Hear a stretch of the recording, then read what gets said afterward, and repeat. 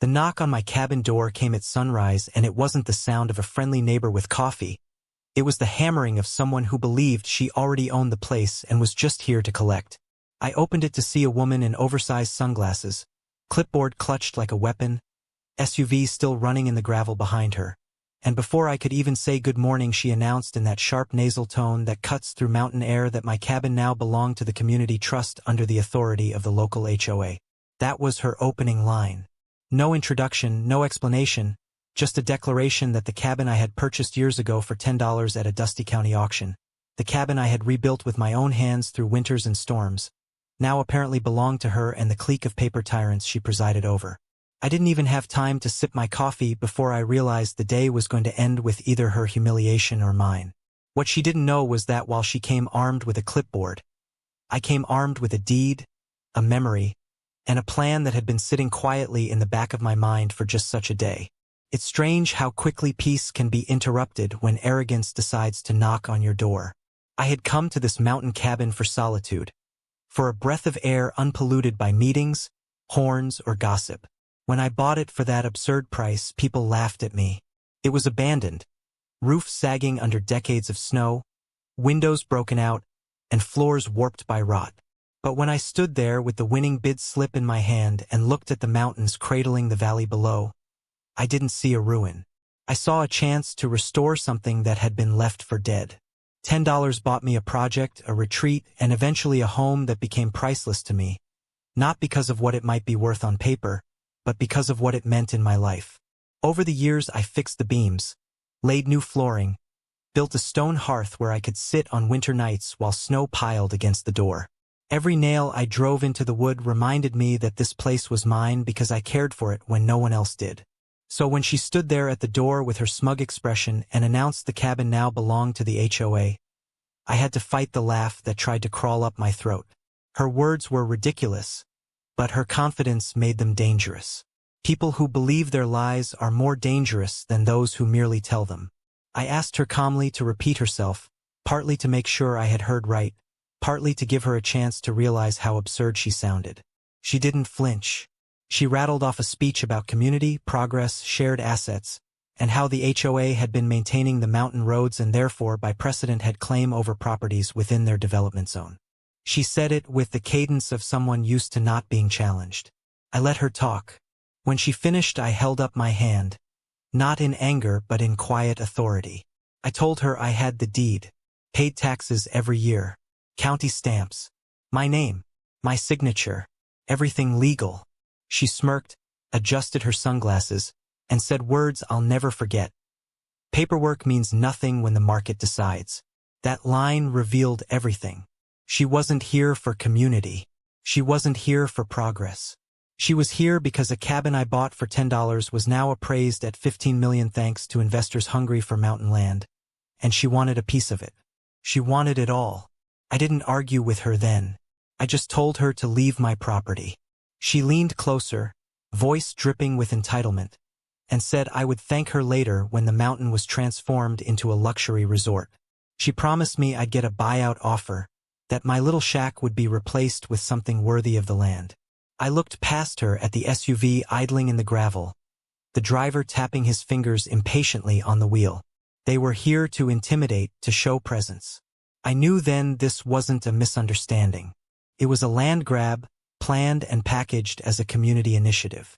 As she walked back to her vehicle, she tossed one more line over her shoulder, sharp as gravel skittering across the driveway.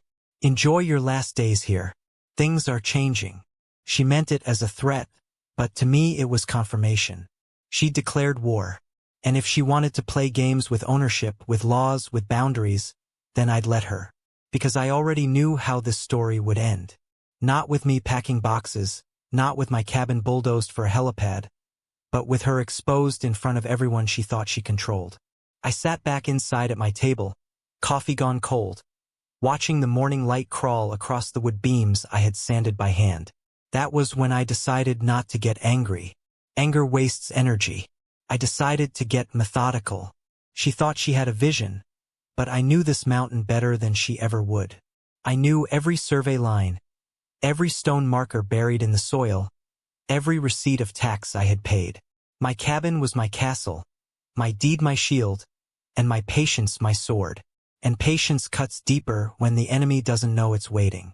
That morning was the first shot fired in a battle I hadn't chosen but one I wouldn't walk away from. She believed her arrogance was enough to rewrite ownership, to bend paper, law, and land into her favor. But what she didn't know was that long before she showed up, I had already imagined what I'd do if someone tried to take this place. Because when you build something from ruin, you don't just build a cabin.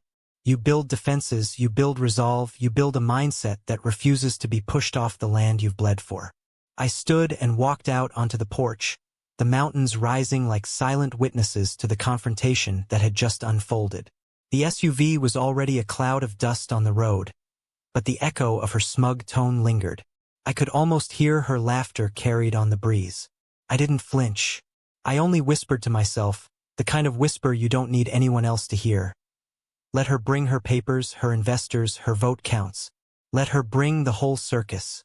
I'd bring the one thing they couldn't manufacture, couldn't bulldoze, couldn't outvote. The truth.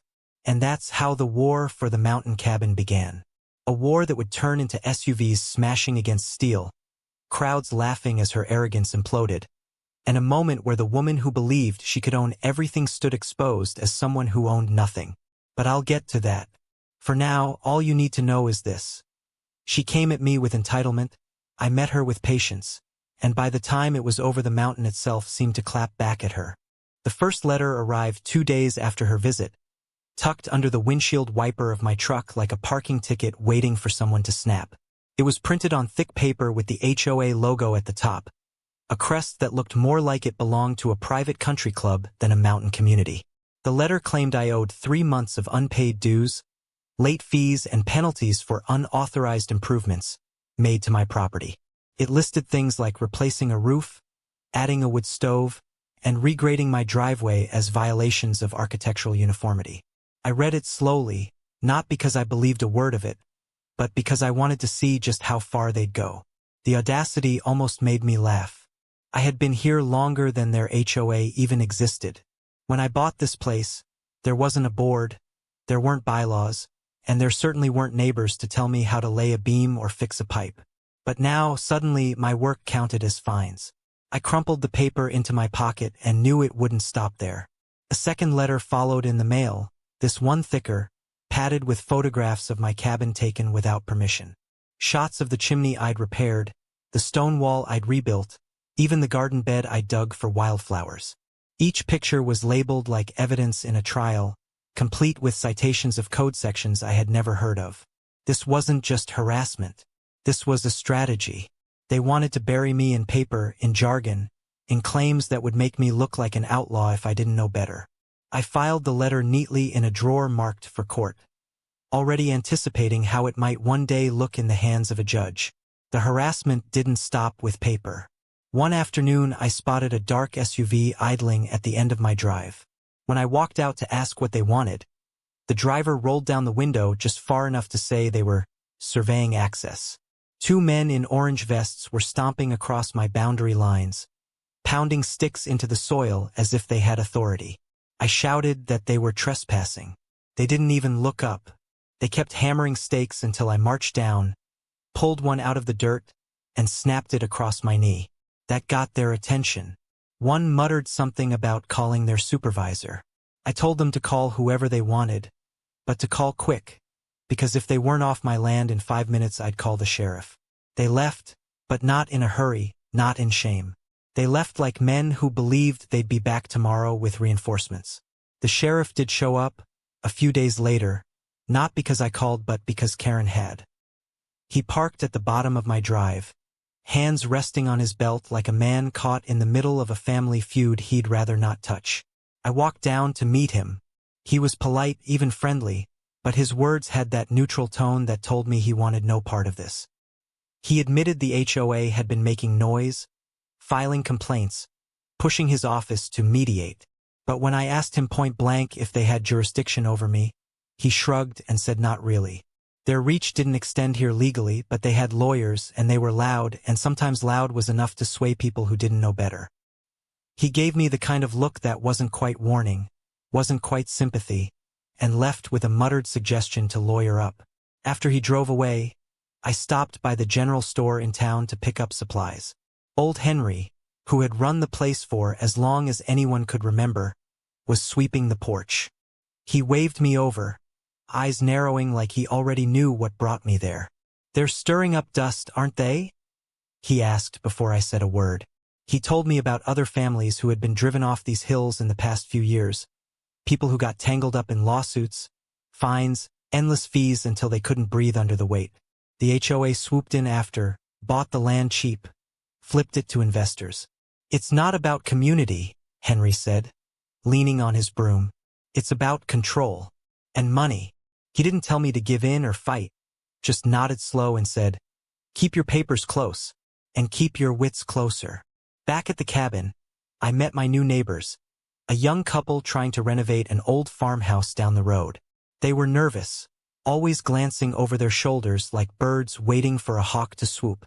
Over coffee, they confessed the HOA had already leaned on them, demanding design approvals, threatening them with fees. They whispered that Karen had bragged about having investors lined up, slick men in shiny trucks who promised to turn these mountains into something grander than log cabins and dirt roads. She wanted a luxury lodge, complete with a spa and helipad. The couple's eyes darted nervously as they told me the investors had already toured the land, circling properties like vultures marking prey. I thanked them for the warning, reassured them I wasn't planning to leave, and silently noted that this was bigger than me.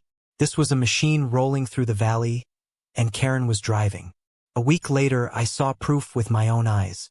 A black truck with chrome rims pulled up to Karen's SUV in the meadow below. Out stepped a man in a tailored jacket, sunglasses gleaming, the kind of investor who looked uncomfortable standing on dirt. Karen walked beside him like a real estate agent, pointing up toward my cabin as if it were already theirs to sell. I watched from the porch as the man laughed, gesturing with his hands like he was drawing blueprints in the air. Even from that distance I heard him say, "We'll knock that shack down and put in a helipad." Karen laughed along, nodding like it was a done deal. That night I sat by the fire, their laughter echoing in my head. I thought about the letters, the trespassers, the sheriff's weary warning, Henry's quiet advice, the nervous eyes of the young couple. The pattern was clear. They weren't testing me anymore. They were building momentum, gathering allies, setting the stage for a takeover. Karen's confidence wasn't just bluster. It was backed by money and greed, and she believed I was just one stubborn man standing in the way of progress. I considered calling her bluff, slamming the door in her face, or ignoring the noise. But I knew better. Ignoring a storm doesn't make it vanish. It just makes you unprepared when the lightning strikes. And Karen had made it clear she wasn't done. When the glossy flyer showed up nailed to my gate a few days later, any doubt I had vanished. It was printed in full color, with a picture of the mountain and bold text declaring a community redevelopment project. My cabin wasn't pictured at all, as if it had already been erased from the valley. Beneath the picture was a date and time for a community vote to authorize the sale of my property, whether I liked it or not. I stood at the gate staring at the flyer, the nails driven deep into the wood, and felt that old calmness settle in. Some men might have ripped it down in anger, torn it to pieces, stomped it into the dirt. I didn't.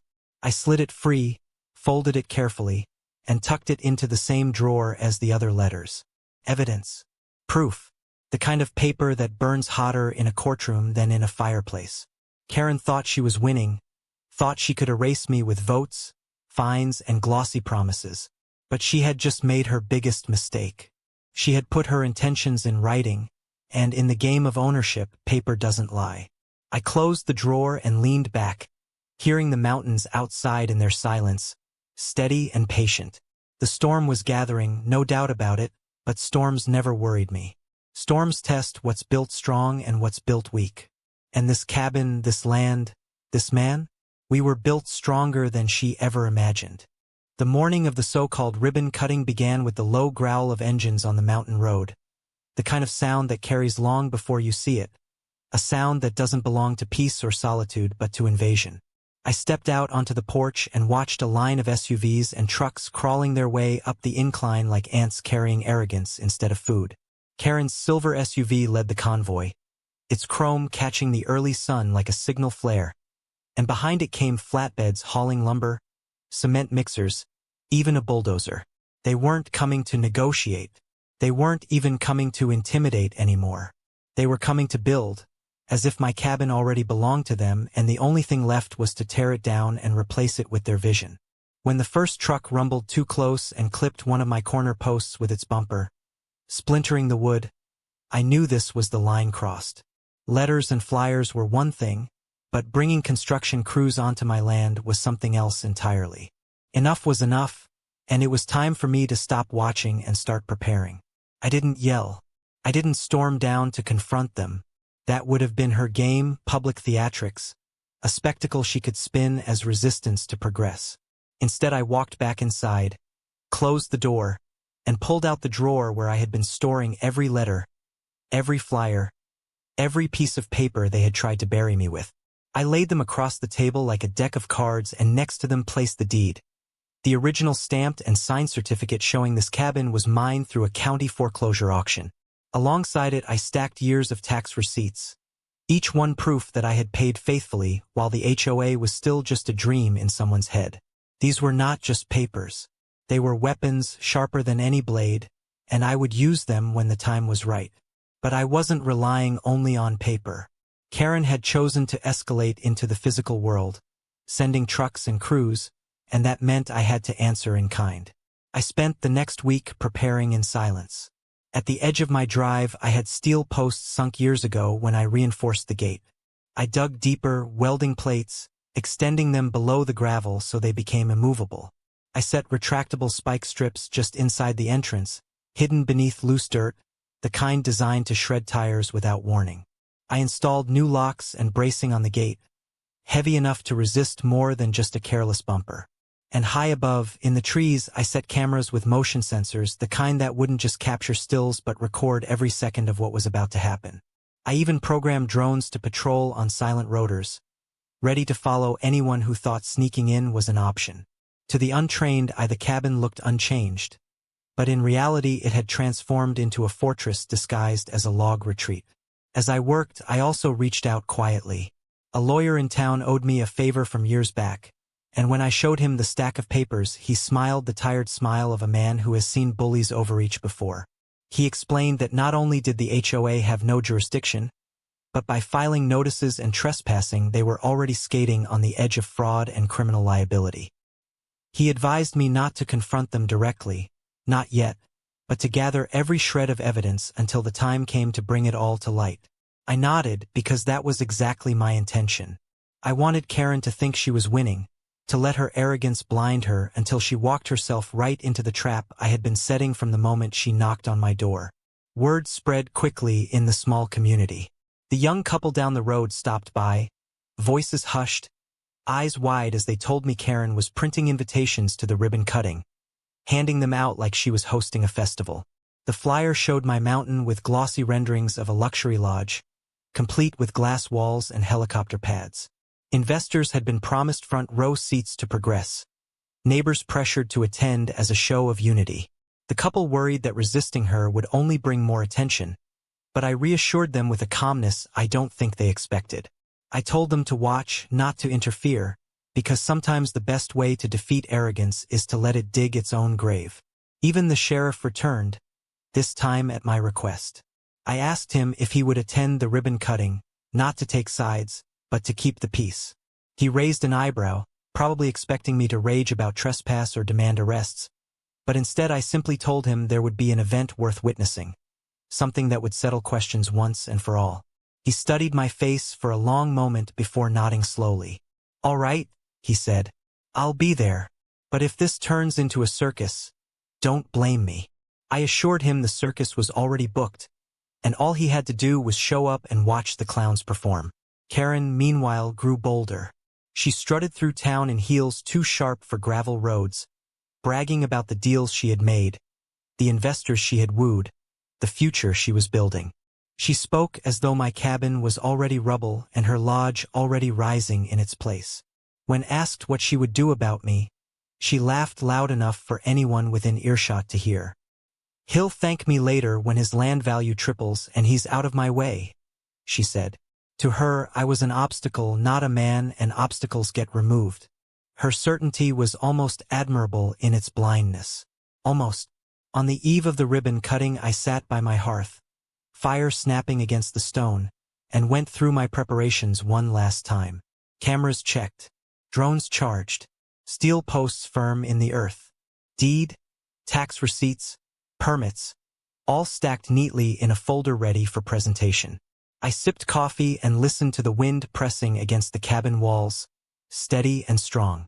This place had stood longer than her HOA, longer than her investors, longer than her ambitions. I thought of Henry's words at the store, about bullies choking on their own greed, and I realized the old man was right. Karen wasn't building a legacy. She was building a stage, and tomorrow she'd find out the spotlight doesn't always flatter. As night settled across the ridge, the mountain silent but for the whisper of pines, I allowed myself a thin smile. She believed she had orchestrated the finale, but in truth she had only written the opening act. She thought she would stand before her crowd, scissors in hand, basking in applause as she cut a ribbon that symbolized her triumph. But instead she was about to walk into a moment she could never erase, a moment when the whole community, the sheriff, the investors, and even her own allies would see who truly owned this mountain. I leaned back, the folder of evidence resting by my chair, the firelight glinting off the metal clasps. Tomorrow wasn't just about protecting a cabin. It was about drawing a line so sharp it could never again be crossed. Tomorrow would prove that paper tyrants, no matter how loud, always break when they slam against steel and truth. And with that thought steady in my mind, I let the fire burn low, the mountain hum its ancient song, and waited for dawn, knowing that by the time the sun set again, the balance of power here would never be the same.